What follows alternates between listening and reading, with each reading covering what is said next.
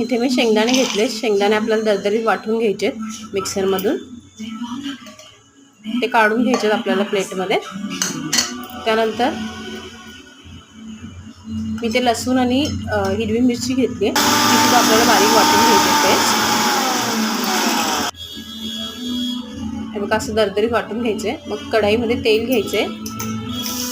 तेलामध्ये आपण जे लसूण आणि मिरची वाटले ते टाकायचे. तेलावरती थोडंसं लसूण मिरची परतवून झालं का मग त्यामध्ये मेथी टाकायचे.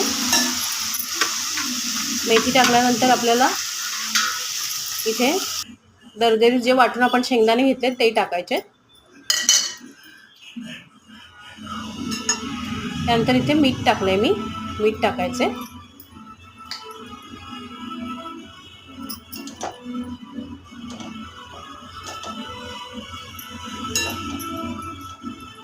आणि याला झाकण मारायचं.